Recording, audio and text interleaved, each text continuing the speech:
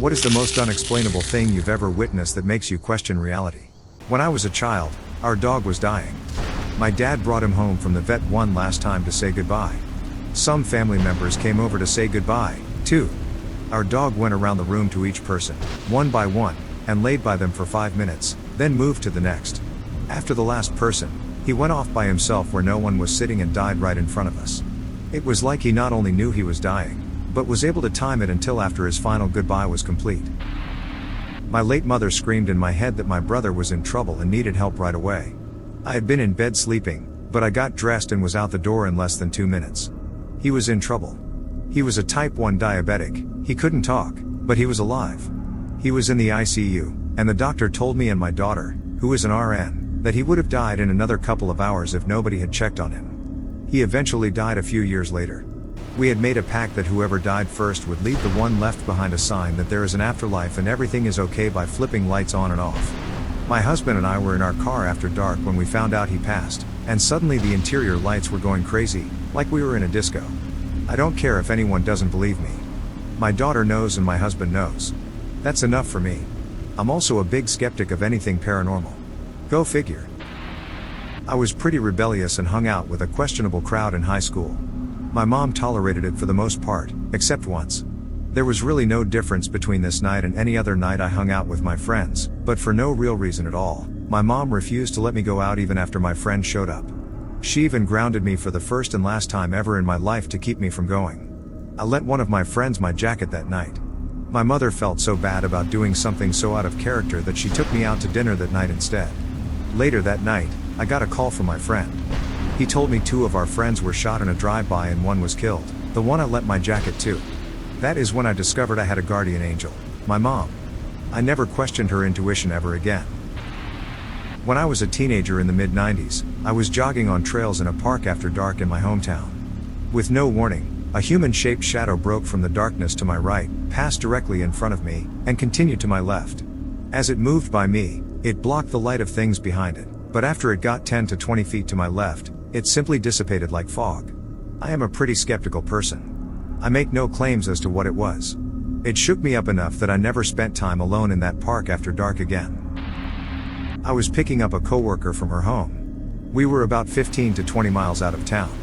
We were talking about a specific topic when, all of a sudden, we were in town. Neither one of us could explain how we got there, as the time on the clock was the same and we hadn't spoken about another topic. It was like we teleported there. Both of us looked at each other at the same time, confused about what happened. I still can't explain how we managed to drive 20 miles in less than a minute. Mine is a series of recurring events. When I was a preteen, every few weeks, I would have this recurring subplot to my dreams. My dream would start normally, but eventually, I would find my dad in bed with another woman. It wasn't anything graphic, just like TV scenes with them in the bed clutching the sheet high on their chests. About 70% of the time, it was the exact same woman, a coworker of my dad's.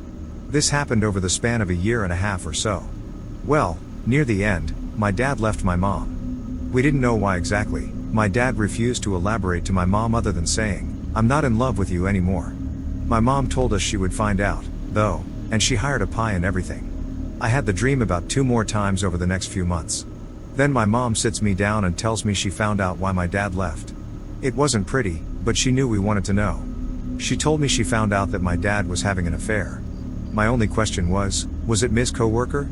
My mom looked at me in horror and asked, "How did you know?" I did tell my mom about the dreams. She is a religious woman, so she attributes it to God, but honestly, he probably should have made her have the dreams, not little old me who didn't know what was happening. But my dreams stopped after I told my mom about them, and luckily, I have not had any other dreams of finding my dad in bed with other women ever again. I had a dream that my fiancé at the time cheated on me. It was blindsiding because I trusted him wholeheartedly and I was never one to be insecure or take those kinds of dreams seriously. This man was head over heels for me. He chased after me for 7 or 8 months just waiting until I was ready for a relationship. He was sweet, shy, and had only had 2 girlfriends before. The dream truly didn't match reality, which wasn't surprising because back then I had wild and vivid dreams. Except this one gave me such a visceral emotional reaction that it really bothered me. I couldn't even think of anything else all day. I finally told him that I thought we needed a break because I was obviously going through something. I felt I was either going to be incapable of trusting him through no fault of his own, which is toxic, or he did cheat on me and wouldn't tell me, which meant we were over anyway. He finally admitted that his best friend, who was a former partner, showed up at his house. They were drinking, she kissed him, he kissed her back, and things began to escalate before he stopped it. I also had a dream a few years later that my best friend was pregnant, like super pregnant. I woke up from the dream to her calling me, and the first thing I said was, "Dude, I just had a dream you were pregnant. You were huge and trying to climb through a window because you locked yourself out," she said. "What the heck? Your cousin needed to take a test and was scared, so I did it with her. Hers was negative, but mine was freaking positive. It freaked us both out. That was 15 years ago and I never had another dream like those." I saw a reddish-orange light in Joshua Tree that looked like someone jogging with a headlamp. My wife and I thought it was maybe coming towards us as we were in the middle of nowhere stargazing. We kept watching it as it bounced and moved along at a pace on par with a jogger. Eventually, it kept the semi-bobbing motion and started floating. It stopped bobbing, went up about 50 feet, and moved away from us. Eventually, it was moving at a pace where we thought we'd lose sight of it on the horizon, so we hopped in the car and followed it. It went maybe 100 to 150 feet up and continued higher as we followed. We must have followed it for 20 to 30 minutes before it stopped. It was very high up in the sky and the reddish-orange light appeared to be the same color as a normal star.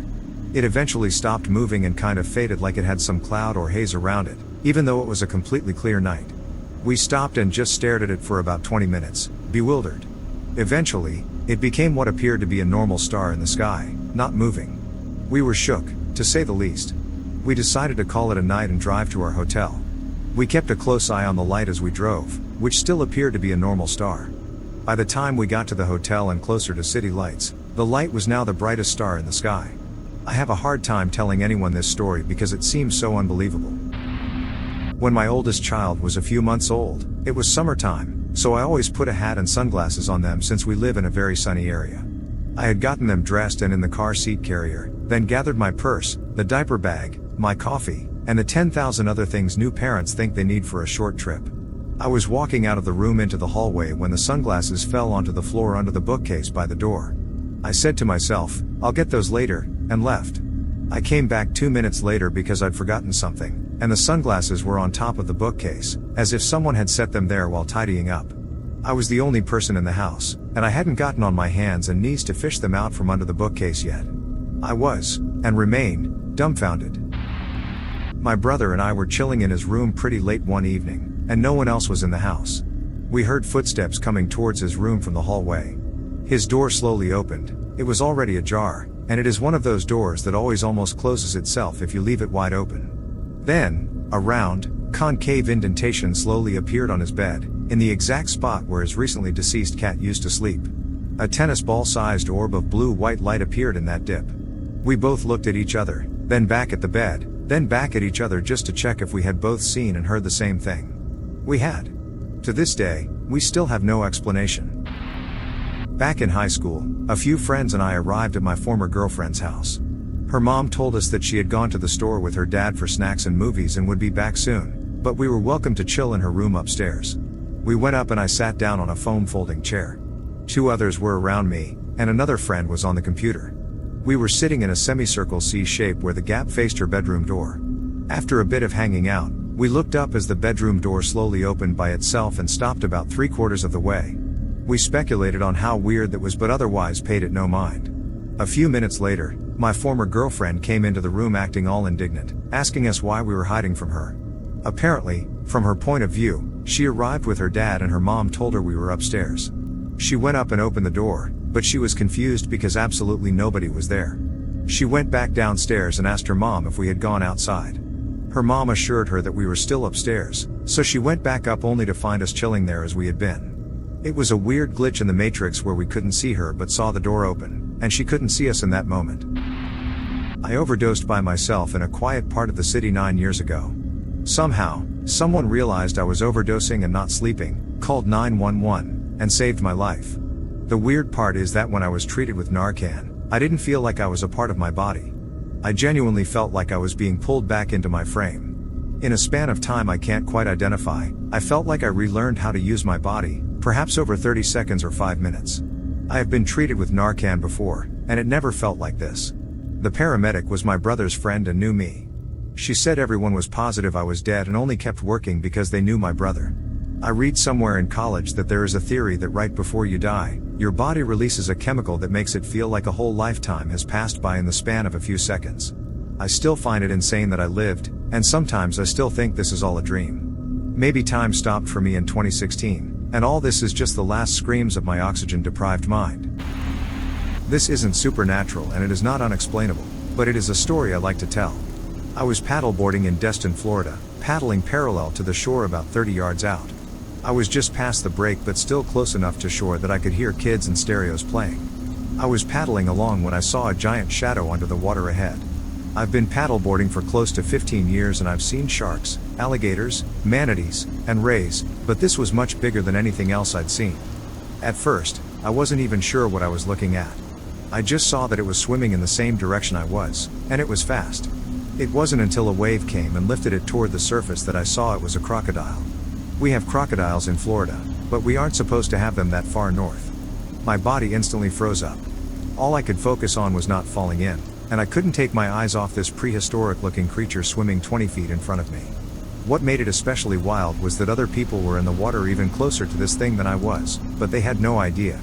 I thought about yelling out, but my body refused to do much of anything other than use my paddle for balance until it eventually outpaced me and swam away. The craziest thing was just how fast it was in the water. It was like a missile going through the water, and it didn't even seem to need to swim. It was just cruising. It was the scariest thing I've ever seen. When I was a kid, I shared a room with my sister. We didn't have much, but we had a large bag full of hand-me-down toys that we kept in our wardrobe. It was an old, simple wardrobe with one shelf at the top. One of the toys was a pull-string music box with a metal cylinder inside. It only had one tune, Twinkle, Twinkle, Little Star. As we got older, we stopped playing with it, but we kept it for sentimental reasons. One day, we were getting ready for bed and tidied all the toys back into the bag. We brushed our teeth, got tucked into bed, and had a brief chat. Then, the toy started playing music. We were freaked out, but I assumed the string had gotten caught and gradually came loose. I got up to rummage through the bag and realized the tune it was playing was completely different. Before I could open the wardrobe, the music stopped. I told my sister we must have misheard it. Days went by and we started to forget. A few days later, the same thing happened during the day. This time, my sister and I both listened. For a good minute, this different tune played from inside the wardrobe. It was definitely coming from that bag because it got louder as I emptied it. Then it stopped. I pulled the string of the music box, and it played Twinkle, Twinkle, Little Star as normal. I emptied the wardrobe and checked everywhere, but we had no other toys that could have made that sound. My mom eventually threw the toy away because we were scared. She opened it up to check the inside, but it was completely normal, one cylinder, one tune. We never heard that tune again. This is a bit complicated, so bear with me. I got to a friend's house on a Friday night for smoking, drinking, and cards. Others were there, and everyone was tense. A woman named Andrea's purse was missing, and they couldn't find it. The vibe was uncomfortable, so I went to the back porch for a smoke. It was night, raining, and an old New England house. Halfway through my cigarette, I got the worst sudden feeling of fearful unease, as if a bear had suddenly appeared and was about to maul me. With my hair standing up, I stubbed out my smoke, launched myself back inside, and whipped into the pantry. I stabbed the open button on the microwave, and there was Andrea's purse. Found it, I bellowed, nearly crying with this odd anxiety. I held it aloft as Andrea grabbed it and thanked me. Another friend, who was clearly the one who hid it, stared daggers at me and snarled, "Oh, you must have hidden it there." I replied, "What the heck? I just got here. I have no idea how I knew it was there." While having an after-breakfast cigarette outside a hostel in Galway, Ireland, I followed a sheep path to an ancient building with 3 square openings, a hearth, and no roof. I was looking about and enjoying the smoke when, all of a sudden, the room was filled with a speed-time procession of people coming, going, eating, sleeping, and talking. This went on for what felt like decades or centuries. By the time I came around, the cigarette was a cold, dead butt staining my fingers. Anywhere from 15 minutes to an hour had elapsed. I felt as though I had witnessed lifetimes. I've never experienced anything like that since. I hit 2 lights on my way to work, and I've had the same commute for several years. One of those lights is an exit ramp where I have to turn left. It is a long light, so I am always thankful if it is already green. About a year ago, I hit a string of green lights there. I started noticing on day 3, and I became more excited as the streak continued. 5 days, then 10, then 15. I was calling friends, family, and coworkers. For a week or so, my morning commute was the talk of the office. By the time the streak ended, I had hit that light at green 18 times in a row. It was one of the most amazing things I'd ever experienced.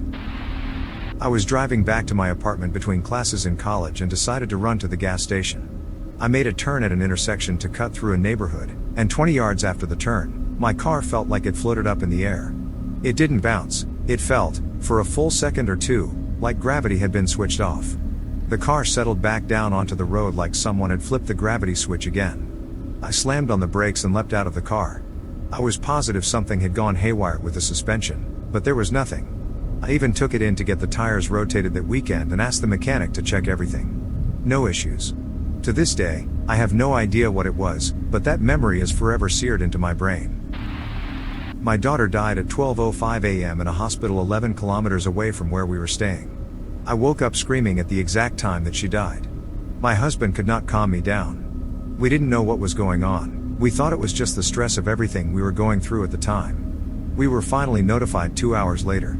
We showed up at the hospital and found out that 12:05 a.m. was the exact time that she had passed away. I have no explanation for it, even 38 years later. This happened to my mother when I was a kid. She was driving, and I was in a car seat in the back. She heard a voice telling her I had cancer. It was so clear that it startled her and she nearly got into an accident. She was completely freaked out and immediately took me to my pediatrician. He didn't want to draw blood because I had no symptoms, and he was, understandably, more concerned about my mom hearing voices. 2 weeks later, I was rushed to the emergency room covered in bruises. My parents found out I had leukemia and was 98% impacted with cancer. A clinical trial saved my life. My grandpa was in the midst of dementia and Alzheimer's. He couldn't remember my name, but he knew he recognized me. We were sitting outside one day, enjoying some sunlight and quiet during Thanksgiving. He looked at me out of the blue, said my name, and with full confidence said, "You know none of this is real, right?" It shocked me to my core. I asked, "What's not real?" He replied, "Oh, nothing, never mind," and tried to play it off like he hadn't said anything at all. He died a couple of months later. I have no idea what he meant by none of this.